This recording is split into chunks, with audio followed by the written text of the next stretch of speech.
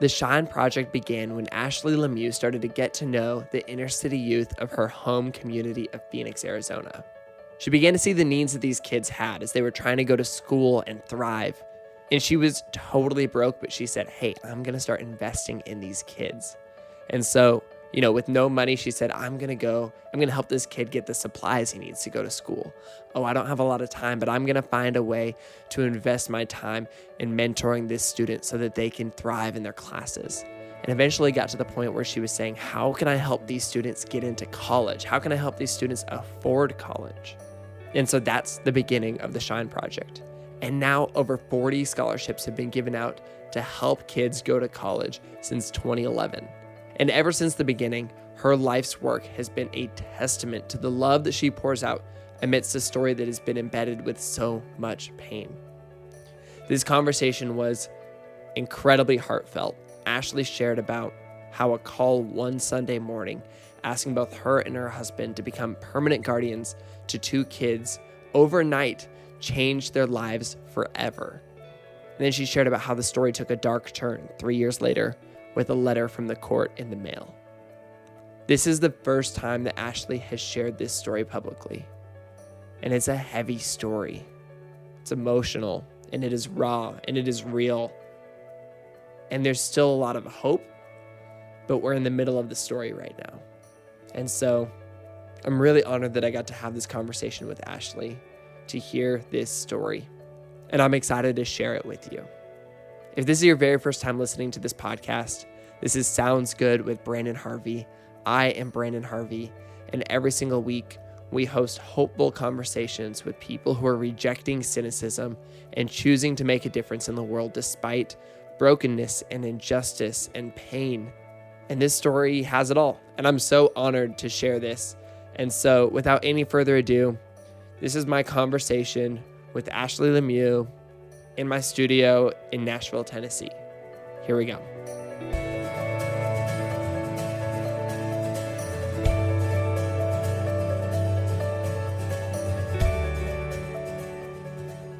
So Ashley, I am so excited to have you here. My wife first came across your story online probably a few months ago, and she'd kind of been reading through your Instagram captions and then had seen your website and everything. And she was like, Brandon, you have to follow this girl. And I just started scrolling through your work, and I was like, I love her. And so I'm just so honored to be meeting you in person here in Nashville, and welcome. Thank you. And I am so excited to be here. When you reached out and I saw the work that you're doing, I was just so honored that you would ask me to come and be a part of it and be able to share a little bit with your following. And I'm really excited to be here. Thank you. I'm honored. And you just moved to Nashville. Like, how long ago? It's about 3 weeks ago. Oh my gosh. It's been about 3 weeks now, but this is the coolest city I've ever been to. It's a great city. I like it. I mean, I'm pretty fresh too. I'm like a year and a half deep, 2 years. Oh, really? Which is, now I'm like old news by Nashville standards, but it feels fresh. But you were in Phoenix before? Yes. So I came here from Phoenix and never lived in the South or on the East Coast before. I'm a totally West Coast girl. I'm from Portland, so I love the West Coast. So you get it, yeah. And Phoenix is actually like a really cool city. It's I really like it. cool. A lot of people don't. I think a lot of people dismiss it as like golf clubs and sun, and those are things. But when I was there, I was with like a few creative people, and it seems like the creative culture there like sticks together. Yes. They're super supportive, and you guys are like rallying together to make the city amazing. Yes. Phoenix has gone through a really exciting transition period the past few years, and so the creative community there is really supportive. It's really small and it's really tight-knit, so it's a good place to be. That's too. awesome. We'll have to compare notes later, see if we Yes. know some of the same people. Man, okay, so you moved to Nashville, and you are opening up a shop. Yes. What's the name of your shop again? It's called The Shine Project. The Shine Project. Yes. So it's our first retail location. Oh, okay. This is your Yeah. first retail location. Yes. And you started The Shine Project, like, how old were you when you started this? It's actually literally this week is our 5-year birthday of Wow. it. So it's been 5 years. So I was 25. Great. And yeah, so we do online commerce, but this is our first retail location. So we're pretty excited about it. That's so cool. It'll be nice to like meet people in person instead of like, Yes. I mean, because I just started putting stuff up online. Like we put our newspapers online. So I get a little push notification with somebody's name when somebody buys the newspaper, which is really fun. Like it feels like a cool connection with the people who are buying from us. But it doesn't beat when you meet someone in person and they're like buying stuff, and Yes. it's so cool. It's totally different when you can make that face-to-face contact and have that interaction. So we're really excited about that. Man, tell me about when the Shine Project first began. Like, what was the inspiration behind it? Shine Project first started. I was a senior in college, Wow. newlywed. We had literally zero money. We had nothing. And we were living in a cockroach-infested condo in Phoenix. I don't like that. I don't No. like that at all. Nope. And we were too poor to try to get rid of it. Yeah. I mean, really, we were just starting out. And for my senior internship, I was interning at an inner city high school in Phoenix. And I met these youth who just stole my heart away. And I saw how they were living, and I saw the struggles they were having, and I knew that I had to do something to help them reach their potential and help them break the cycle. And so that's what really catapulted the Shine Project to become what it is today. Do you remember the very first story that stuck out to you of the people that you were working with, where you're like, I connect on such a deep level with you? Yes. So while I was interning at this inner city high school and just really becoming a mentor for the students that I had been meeting, there's this one particular boy a few months into me being there, and we had become friends on Facebook, and I noticed him a lot for different reasons because he was quiet and he wore the same thing frequently to school, and his school backpack and things were just really, he'd had them for a long time, you could tell. And I just knew that for some reason I needed to connect with this boy. And so we became friends on Facebook, and I saw him post this status, and he was joking about how he had to graduate his senior year of high school with the same clothes and backpack that he had all throughout his school experience. Wow. And I was like, you know what? And I went to my husband. I said, I know that we hardly have anything, but we have enough where we need to just help give this student some of the basic things he needs so he can graduate in confidence. And we took him back to school shopping. And when we dropped him off at where he was living that night, that's when everything changed for me. He opened his house to his apartment, and I wanted to meet his mom. And when he opened the door, I saw that he's the oldest of 5, and all of his younger siblings were sitting on the empty floor. They literally had nothing. I learned that he and his siblings were sleeping on the tile floor, didn't even have pillows, and it clicked. Well, this is why he was missing so much school, or it finally made sense that this is why he didn't have enough money to get on the bus to go to school last week. And I left that house and I sobbed the entire way home. And I told my husband, I said, I can't unsee what I have seen in this community. Yeah. And I'm going to be held accountable forever if I don't figure out a way to help these students. And so he really, and because we came so close to his story and the things that he has persevered through and just his resilience, but also the potential that was inside of him, it just got me on a level where I knew that I had to just be a part of these youth for longer than my internship. And you were just like a senior in college, and you had no money, and you're had nothing. You're like, how in the world am I supposed to do this? Right. Like, what was the next step that you took then? Because that's what it's all about. It's, right now you've got this place where you're opening up a shop in Nashville, in a new city, and you've got people who work with you, but like that wasn't a reality then, and you could have never known that that's what it would be next. What was just like the next step that you took? I think a lot of times just in life in general, we have these dreams that we want to do or people that we want to help, but it feels really overwhelming because we want to go fly to the moon right away. But, your first rocket ship usually doesn't take you that high at the first launch off. So I decided that I was just going to do what I could to help as many youth as I could with the limited resources that I did have. And at that time, I had also started a blog. It was back when blogging was just blogging without Yeah. of all of this extra stuff. That's amazing, but it came a long way later. Yeah, it's just casual. Yeah.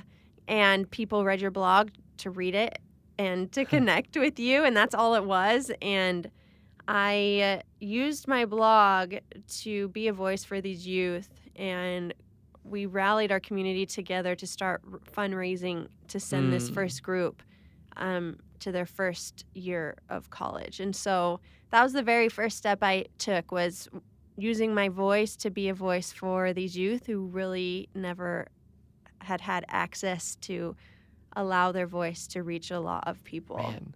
And I bet that meant the world to these kids, to have all these people who are, especially because they're strangers, saying, I believe in you, I want to support you. Yes. It's incredible. And that's one of the things, too, that has been so amazing throughout the course of the Shine Project is having every single student in one way or another have come to me at some point and said, Miss Ashley, it's not even about the money that I'm receiving, but it's the fact that I know that people who don't even know me believe in me and what I'm capable of accomplishing, and that does far more for me than anything else. And so that's been amazing. When you were talking about, getting school supplies and stuff, you said, I want him to, graduate with confidence, graduate in confidence. And that's what it seems like you're giving people. Sure, they're getting money, they're getting the opportunity to go to school, but that confidence is so powerful and so important. Yes, the confidence is huge, and it's one of my favorite things. And what's so amazing is to be able to see the students where they are when they're hired, and then throughout their time as they're given opportunities to go connect with people and to see people value their work and to get really good grades in college and be one of the first people in their family to go to college and see that they have these amazing talents and that they can be leaders and they can contribute to society. The effect that has on their inner self-worth and how they view themselves, there's no words for it. Wow. It's amazing. That's so cool. I wanted to ask about your husband. You guys got married young. I don't normally ask about people's spouses in interviews just because it's like, I feel like when you ask women about their husbands, it's like, oh, like tell me about like the man in your life. And it feels a little like silly or misogynistic sometimes, but I know that like you've shared so much about your husband in your writings, and I know that you guys have weathered a lot of storms together. And my wife and I, who you met Sammy the other day, we got married young. How old were you guys when you got married? We were 23. Okay, I think that's how old we were. I'm only a few years into this, so I should know that for sure. You should definitely know that. But I barely know how old I am. So that's amazing. And how did you guys meet? We met in college through mutual friends. He saw a picture of me on one of their desks, and he was like, "Who's that girl?" And so that's how it all started. And we've been married now for over 7 years. Wow. It's really cool that you guys you created the Shine Project and brought it to life, and he was with you since the birth of that. Like, what a cool thing to have somebody in your life who's seen the entire process. And who's supported me through the entire process. That's really cool, too. I don't know, honestly, and it might sound so cheesy, but I literally don't know what I would have done without him through this process, because he has been such a constant cheerleader for me that it's made a huge difference. Man. So you graduate college, and did you just decide, I'm going to go all in on Shine Project? I'm going to go for it. That's amazing. Yes. That's really cool. I went all in, and we literally just, when I say that we had not a lot, we really had not a lot. And I invested $300 into making the Shine Project happen. And at that time, that was the majority of what we had. Yeah. And we went for it, and have been working our tails off ever since. I mean, that's the cool thing is when you don't have money, sometimes what you have is time, and you have effort, and you have energy, and you got to put those things in, and it's created what it created today. Yeah. Let's get specific though. Like, when you put that $300 in, like, what did that go towards? Like, what does the Shine Project do? So what that went towards, when I started raising money for the youth that I wanted to help become first-generation college students, after that first year, I knew that there had to be more, and that I needed to create a business where we could employ the youth that we were giving scholarship money to, so that they could have a stable job, so that they could have a community of people around them who were cheering them on, supporting in them, and also where other students were going through the same thing. So it's kind of like it's money, it's job, it's time, and it's like mentorship.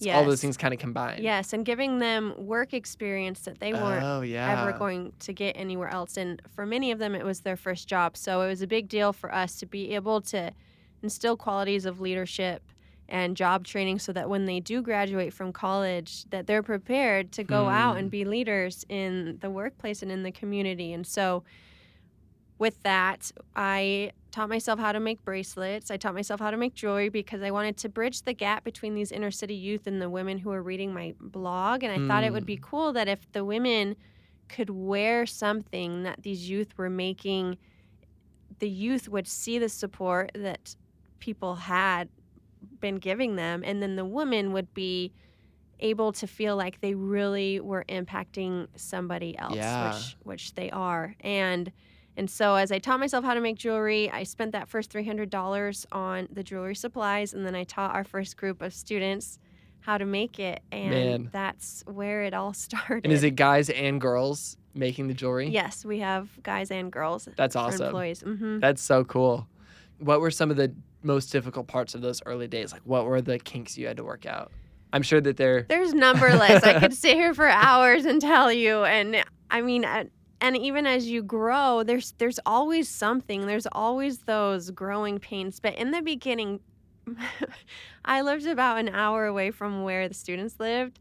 And so about 3 or 4 times a week, I literally was driving 4 to 6 hours a day, taking them new materials, picking up their finished jewelry, and then going to everyone's houses, dropping things off and coordinating. And it was so chaotic. I just wanted to cry most times. But I feel like most things that are worthwhile make you want to cry most times. Yeah, that is true. That is very true. So during this time, you're investing in these like youth who are going to school. You're pouring into a business. You've got, a fresh marriage that's, a part of what you're up to. And then you guys decide to add a little bit more chaos to your life. I don't even know how to ask this, but like, how did you meet your kids? So we met our kids originally through a family member. And when we first met our kids, we didn't know that they were going to become our kids a year later. So we met them when they were 3 and 6. And what is very unique about our story is that we were not actively trying or searching to become parents. We weren't ever trying to become foster parents. Yeah. We weren't anything. And so when we first met our kids, I just felt this really strong connection to them. I didn't know why, but I felt like I really was supposed to be a part of their life somehow, and to mentor them and to just let them know that somebody was aware of them and loved them. And about a year later, unexpectedly, we had just moved into a house now with in no Phoenix, cockroaches. With no cockroaches. Very Hallelujah. Good. We made a little upgrade. And I got a call one Sunday morning asking us to become permanent guardians to our 2 kids. Wow. And it was... And how many times had you met them and interacted with them at this point? At that point, they were living in a different state. And so we had met them 3 or 4 different times. But it was always just very casual, or when we would go visit my family member out of state who lived by them, we would go visit and take them out. But again, this was nothing that we ever anticipated happening. And so when we got that phone call, I just knew that we were supposed to be a family. And so the kids came and joined our family within 5 days. 5 days. Yeah. So it went from my husband and I to we were now literally overnight a family of 4. You doubled. We doubled. And I'll never forget, I called my husband because he was at work when I got that phone call. And over the phone, I said yes. And I called him and he just got really quiet. And he said, I've never been a dad before, but I'm sure going to figure it out. And I'm going to love those kids That's beautiful. they've never been loved before. And so there was an immediate just we're a family. And that was about 4.5 years ago. Wow. I can't imagine that you felt prepared or... No. And I think in every, now being a mom, you're never prepared to become a parent. No matter how your child comes to you, there's no preparation because it is amazing and crazy and hard and great all at the same time. And you could never prepare for something like that. What were those early days like of you and your husband trying to figure out how to be a mom and a dad, and probably the kids trying to figure out how, their transition, they've got a big transition. And when you're a kid, you're resilient, but transitions are still transitions. You know, what were those early days of all of you guys figuring things out like?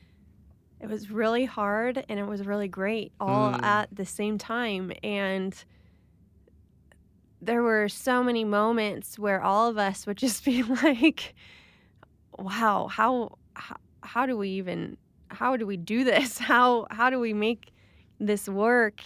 But there were so, even beyond the hard times, the joy of it all and the work that we put into pouring into each other to really create a solid foundation as a family, those are magical times that have shaped the four of our lives forever.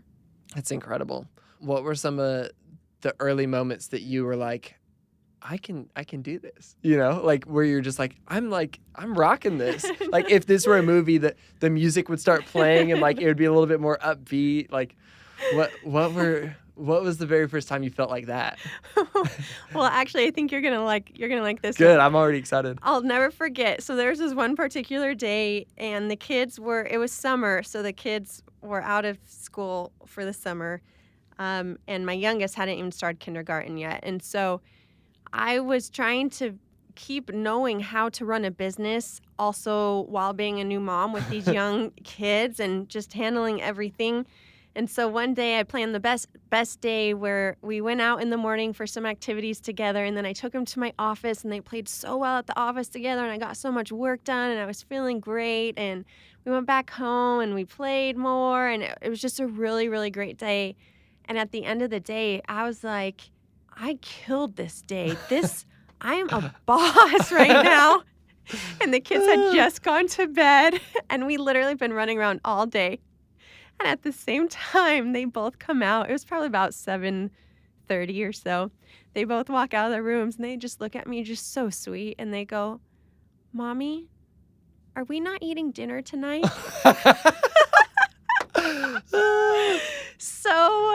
So that was one of my, I'll never forget it, because that day I just felt so proud of myself. And then I was like, oh my gosh, I didn't feed them dinner. That's so funny. Oh, humbling. And being a mom's humbling. It sounds like they were so sweet about it too. So sweet. Just so. That's so funny. That kind of reminds me of, it was one Christmas when my little brother, he must have been 5 or something. And we do Christmas morning, we open up presents, and he's happy, he's glad. And he looks up at my parents and says, thank you, but where's all the presents we wanted? And it's no. It's no. It's it breaks your heart, but it's also so cute. It's he'll be fine. He'll forget tomorrow because he got all these awesome, amazing presents. So but funny. It's as if there was one missing, and he's like, but the one I Where's wanted. what I wanted? Yeah. That's so funny. Man. And yeah, you're running a business this whole time. How's the Shine Project doing at the same time? That was a really hard transition. I brought on my first full-time employee, who was my sister, which was just the greatest gift for that time. And one day she sat me down and she said, Ashley, you got to figure this out, because you're going to drive yourself crazy and all of us crazy if you don't. And I knew what she was talking about. It was because when I would go to work, I'd feel guilty about not being with the kids 24/7. And then when I got home with my family, I would be so stressed out about everything I didn't get done in the day, because I was so worried about not being with the kids, or if they were okay, or if they're happy at the office, or if they're okay at day camp, or whatever it was. And so during that time, that was a really hard transition for me, just trying to understand and allow myself to realize that I can do both of these things and I can do them both well, and it's okay. And being a business owner doesn't mean I'm a horrible mom, and being at home with the kids, when I'm at home with the kids, doesn't mean I'm neglecting my business. And Yeah. so just trying to make that change, again, going just overnight instantly to become a parent was really hard. And so trying to learn all of that stuff really quickly so that our life could keep going was tough. Man, do you feel like you hit a point where you're like, I mean, we never get it perfect, but do you feel like you hit a point where you're like, I'm at 80% and I'm on a groove? Yes, absolutely. It was probably within the first 5 months of becoming a family that I hit this point where I was like, okay, everyone's alive and well, and it's working, and it's all gonna just be okay. And I just kind of let go That's awesome. of the control I always wanted to feel, and That's just good. let it go. So Was that similar to the same time that the dinner debacle happened? Like, do you feel like you kind of started to hit a groove in a lot of things at once? Yes, that actually was around the same exact time. Dinner debacle. So I don't know why I just branded it. the dinner debacle. I know. I feel like that needs to be its own thing you can write somewhere. a book. The dinner debacle. Be actually a pretty cute like children's book that's actually for moms. Yes, that's a good idea. Stay tuned. That Stay one's tuned free. For that. Yeah. Thank you. Oh man. Okay, so I love hearing that like you kind of hit that groove. But tell me about the day that you got a letter from the courts in the mail. So like I said, we had permanent guardianship of our children. And without getting too technical about everything, having a permanent guardianship means that you're going to be the guardians forever, but it doesn't mean that the children have been fully adopted. So we went to go fully adopt the children. This had been about 3 years now into us being a family, to give permanency to everybody and to just, I mean, we're a family. It's like a commitment. It's Yeah. it's like getting engaged versus getting married. You're like engaged to the kids, but you've got to like, you want that piece of paper that says it. And for them and for us, it just really was a thing that needed to happen. And so we went, and sorry, I'm gonna get emotional during this. I haven't really talked about this anywhere since this all happened, but we filed to adopt our children, and as a result of that, came back from their biological family unexpectedly a contested adoption. So we got a letter in the mail in October of 2015 that said that the courts were revoking our permanent guardianship. And I'll never forget getting that letter. I ran over to our kitchen sink and I was just throwing up. It was like my world just became so black. I literally thought I was going to pass out, and my husband had to hold me up. But what that meant, that started the downward spiral of our family. What that meant was that our permanent guardianship was taken away, and then the state stepped in, and we had to become foster parents. And in foster care, no matter what has gone on, the state has to first try to reunify the children with their biological families, no matter what. And so it was like our whole lives just didn't matter to anybody. And all of a sudden we had people showing up and knocking on our door, and we're like, what is even happening right now? And we entered into a year and a half of the most horrific court battle. I can't even put words on it. That was the darkest time probably in all 4 of our lives, except for now. And it was so, so hard. And every day we never knew if we were going to be a family the next day still. And so we just stayed so close together, especially during that time, because I didn't know how much longer we had. But at the same time, we'd been a family for a really long time. And so I was confident, 100% confident, that everything would work out and that we would be adopting the kids and that soon all of everything would be behind us. I'm so sorry. It's so hard because the kids that they've been with you guys most of their lives at this point. What's going on in the rest of your life outside of this courtroom then? Because it's a long process, and I would imagine you're seeking normalcy, but nothing's normal anymore. Nothing's normal anymore. And outside of that, it's really hard to even think of life outside of that world. Luckily, I had established a great team to help run the Shine Project because really I did as much as I could because it was also good for me to stay involved in that process to have something Yeah. else. But I really couldn't be involved as much as I had been.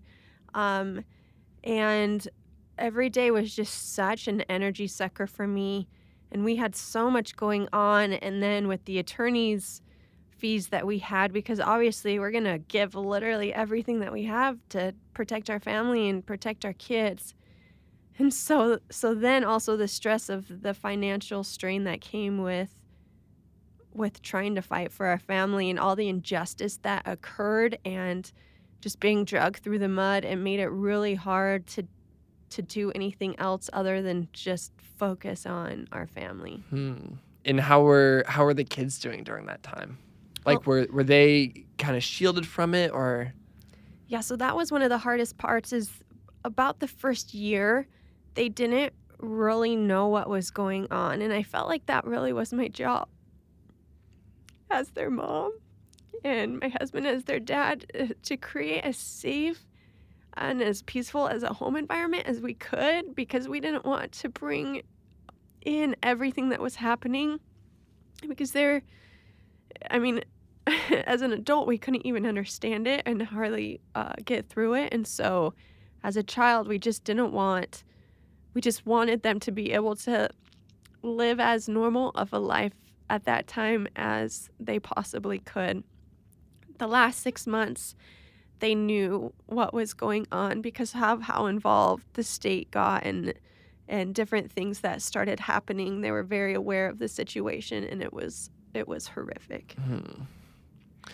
During this time, you had an audience, and you had followers, and you had a blog, and you had social media. Were you sharing any of this publicly, or did you just have to keep it all in? Yeah, and that was one of the hardest parts is that I wasn't allowed to say anything.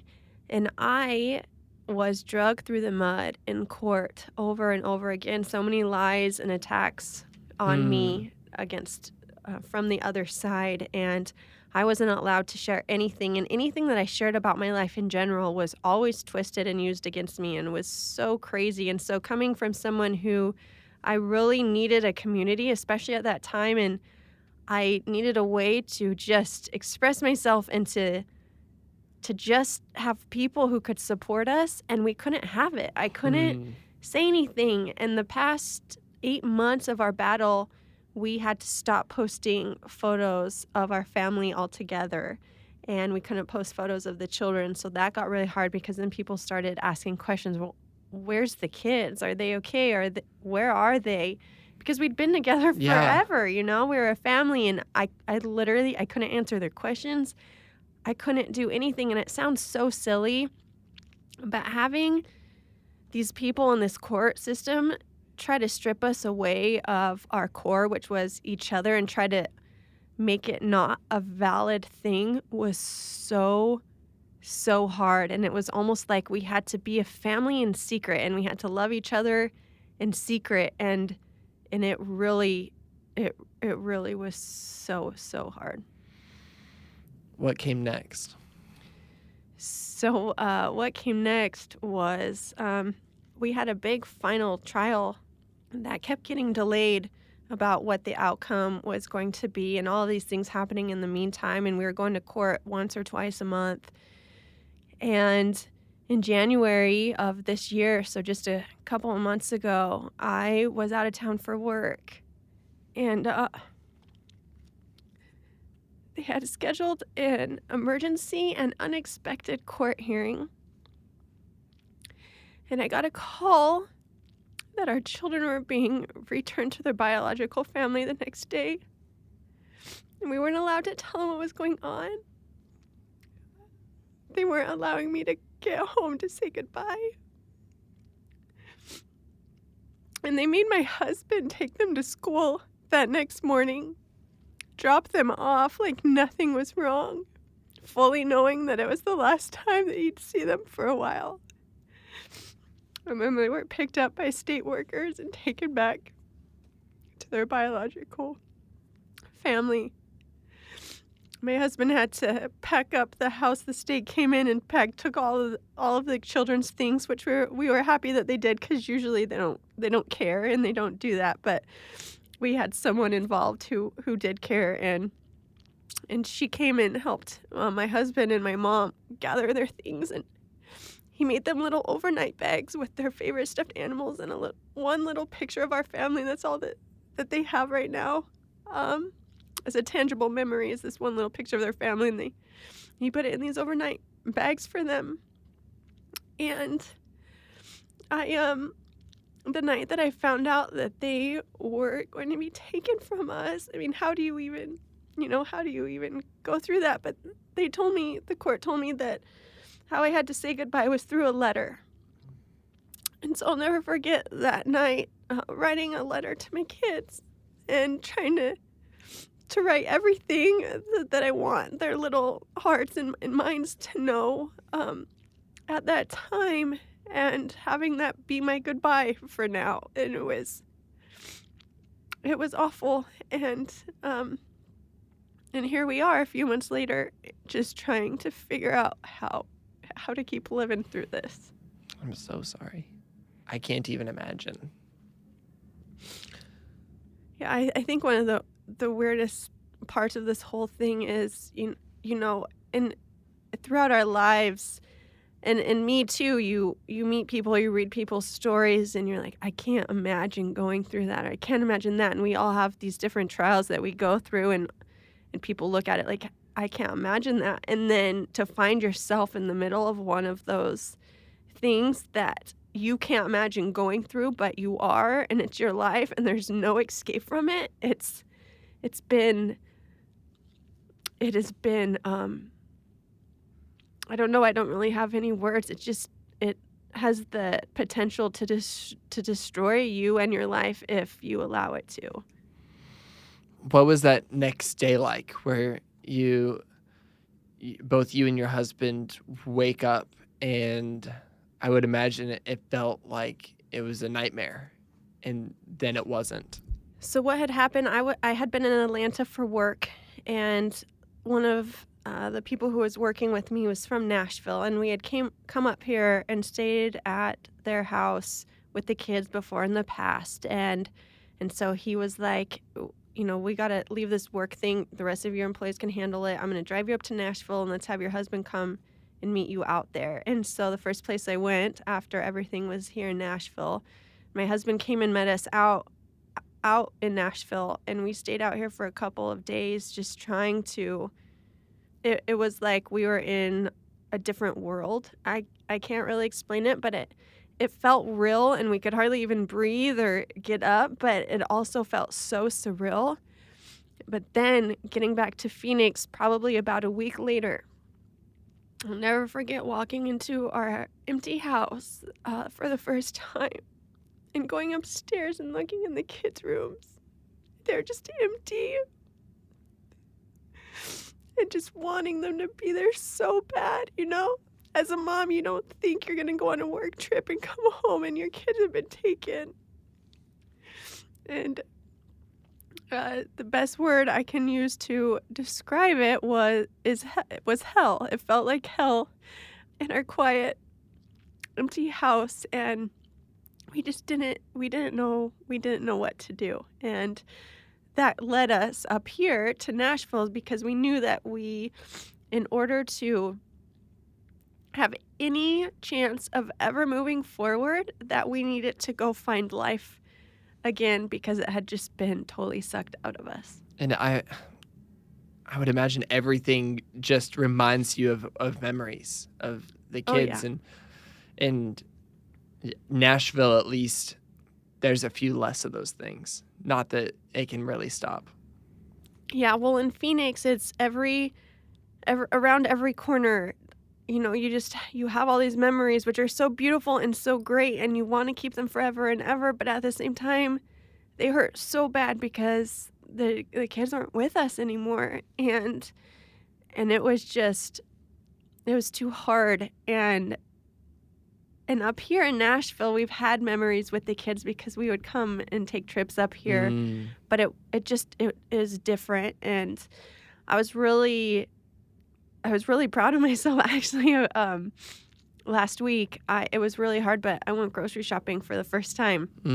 But things like that are really hard because you go grocery shopping, and I would always take the kids. We go plan what we're getting for dinner, and then they would choose the food and snacks they wanted for their lunch boxes. And so then when you do a simple task like trying to go grocery shopping, but now you're shopping for 2 people instead of 4, and you're not going down the snack aisle, and you're not buying your kids' favorite cereals. So those little things in Phoenix really just started adding up. And here in Nashville, they're still there.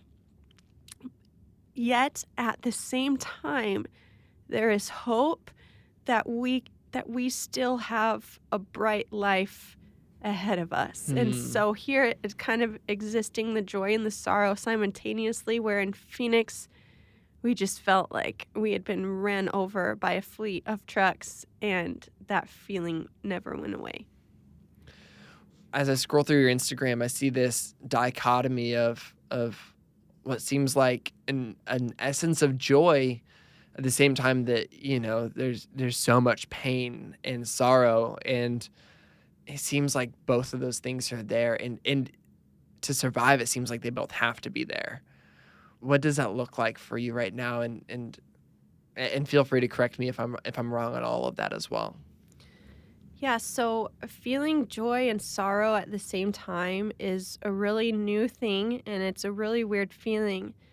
But I feel like when you are in a life circumstance or situation where you feel intense sorrow and pain, your joy becomes that much more intense too, because the jump from where you are in your pit of sorrow to the height of when you're finally feeling some joy, I mean, it's a huge jump. And so that's why I think that people who feel intense sorrow and pain in their lives also feel intense joy at certain times, because they're finally lifted from something that had felt so heavy. And so you really pay attention for it.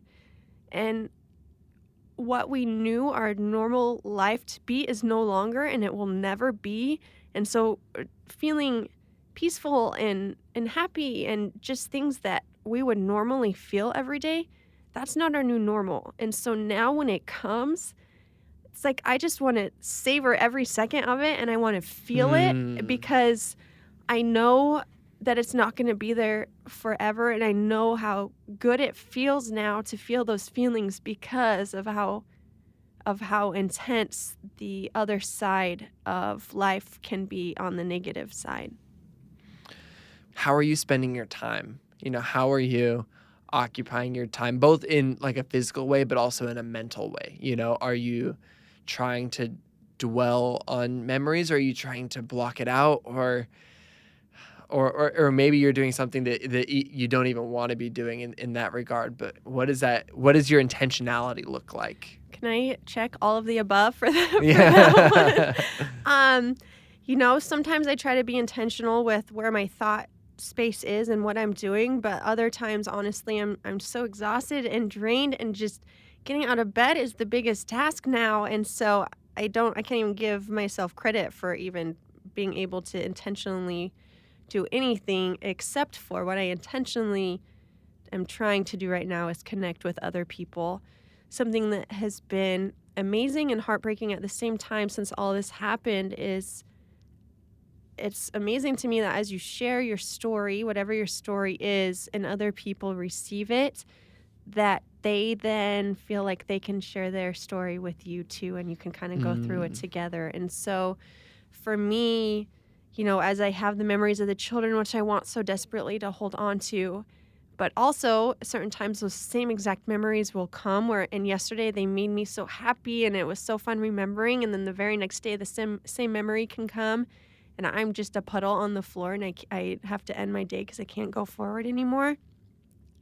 As I experience that and then have met people who have gone through such horrible things in their lives and they're triumphing over it, it has helped me find my place again. I'm trying to refigure out my purpose and my place, and I've realized it's to be with those who also are experiencing pain and suffering and to help be their cheerleader and kind of walk that path together. I've kept really, really busy with work, probably too busy with work, but it's been good, and I'm happy and grateful that we can be busy with something that can help propel, our lives forward. But and when tragedy happens, what makes it so hard is that there's never a right answer, and there's no right answer on how to get through it or the best way to get through it, and there's no guidebook for this. There's no answers. Mm-mm. And so every day, sometimes I'm very intentional about doing certain things, and other days, again, it's just applaud myself for getting up and getting clothes on in the morning. And so, yeah, I hope that answers your question. No, that does. That really does. Do you think that you're going to see the kids again? I hope so. That's why we're still living right now, to be honest.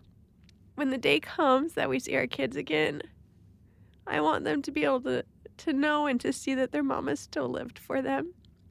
And that they were the biggest foundation in our lives, and that they were the people and the reason that propelled us forward to keep living and dreaming and hoping. And so that's my biggest hope in my life, is that we get to see our children again someday. I think it's beautiful the way that you put your love for them out into the world. Whether that's something that they might see one day, or whether that's something that love just goes out into the world and into thousands and thousands and thousands of people. Like, I love imagining that impacting them in one way or another. So I'm so happy with how social media is right now, where you can really reach so many people. And I'm so happy about it, because that means that potentially one day my kids will be able to find me and I can reach them. And so I've tried to take social media and use it as a way to leave little love notes and love note trails for my kids. So one day they'll find me, whether it's in person first or on the internet first, but they can see that they were never forgotten. They were so loved. I write them letters often, too, just private letters from home that I put in a notebook. And I just want them to know when the day comes that I do get to see them again, whenever that is, that they were just so loved, even if they weren't physically with us, that they were always a part of our family, and they're the two that made me a mama. And that's not something that just goes away. That's going to mean the world to them. I hope so. It will. That's beautiful. This has been such like a powerful conversation, and such like I'm so honored that you were willing to share your story and dive into this. And I have no doubt that listeners are connecting in such a multitude of ways, just like you were talking about earlier with, it inspires people to be able to share their stories and share the things that are going on in their lives. For people who are experiencing the things that they never thought that they would experience, that they never believed could happen to them right now, like what would you say to them as somebody who's in the middle of it as well? I'm not on the other side of mine, and we never will be. Mm-hmm. And so something that I want to share with everybody is that no matter where you're at or what side of the pain that you're on, or if you're right in the middle of it, just keep going.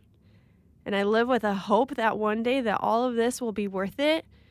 And that is my deepest hope. But right now, I know that it can get so hard to even feel just a glimmer of hope some days. So you just keep going and you can do it. And I also want you to know that you're not alone, and you're so not alone. I've learned that this past year that, there were times where I just felt so, so lonely. And then when I was able to open up more and connect with other people and go through our journey together, it really just was proof to me that you're not alone, and your story is yours, and feel what you need to feel and don't be ashamed about it. That's something that's been so helpful to me, is that, again, there's no right way to go through something. And so allow yourself to feel what you need to feel, and then just keep going. And I can't promise you that, there's going to be this huge fairy tale at the end of it, but I can promise you that it's going to come back to you someday in a good way, whatever that looks like, and that you have more strength inside of you than you could ever imagine, and to just keep going. That's beautiful. I think that's a perfect place for us to leave this. Ashley, I'm so thankful that you said yes to being on the show and for sharing your story. And I'm thankful especially for the love that you're putting out in the world, and the love that you've poured into your kids and the people that you've poured into through your company, and the whole like, your life is a testament to the love that you pour out. So thank you. Thank you. Thanks for having me and for creating a space for people to share their stories and to connect with each other. And this might sound so silly, but it brings me hope and purpose when I'm able to share my story. And this is the first time I've really shared it kind of more in its entirety. And so, yeah, just thank you for the opportunity to be here today.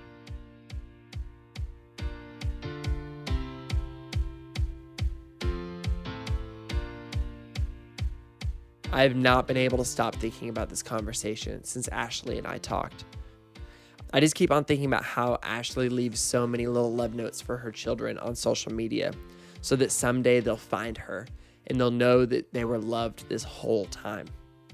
In a lot of ways, this podcast episode, this is a love letter to Ashley's children. And it is a beautiful love letter. What a testament to her care for these kids. That she sat in the studio and she cried her way through this story, and she shared this coupling of sorrow and joy in a way that I've never seen before. And I'm so glad that she had left us with this message. She said, "No matter what side of the pain you're on, just keep going. I live with the hope that someday this will all be worth it. Remember that you are not alone." And then later she said that you have more strength inside of you than you could ever imagine. And I'm so glad that Ashley wrapped up this conversation with those words, because they are powerful and there are people that need to hear them. You should absolutely follow Ashley on Instagram and everywhere else online. You can read through her Instagram captions and get to know her on a deeper level at The Shine Project. You can also visit her website and learn more about what she's up to at theshineproject.com. And I didn't even get a chance to mention this in the conversation because we had so many other things to talk about, but Ashley also has an online clothing boutique with clothing designed to fit the lifestyle of women who do. You can find that at Shop Ashley Lemieux on Instagram and online at ashleylemieux.com/shop. If you're new to Sounds Good, if this is the very first time you listen to the show, I would absolutely love for you to stick around. This is the community for you. We have so many meaningful and important conversations with people who are living real lives. We have so many incredible conversations with people who are inspiring and hopeful and making a difference in the world. And I would love for you to dig through our archives. So wherever you're listening to this podcast, whether it's on Apple Podcasts or online on SoundCloud or whatever app you love to use, you can dig through more episodes. I especially recommend our conversation with Grace Tyson about making peace with your pain. Grace lives daily with chronic pain, but despite all of that, she creates beautiful music for the world and started a nonprofit to help save people from human trafficking. And you should also check out one of our earliest episodes with Ruthie Lindsay about finding purpose in the pain. I feel like we touched on so many of the same topics in that episode, and I think it would be really meaningful for so many of you. So absolutely check those episodes out and check out plenty more wherever you listen to podcasts. This podcast is created by me, Brandon Harvey, and is a part of Good, Good, Good, a community that believes in the power of celebrating good news and becoming good news. You can get lots of hopeful stories on social media by following us everywhere at Good, Good, Good Co. We've got Instagram, Twitter, Facebook. We even have a private Facebook group filled with good news.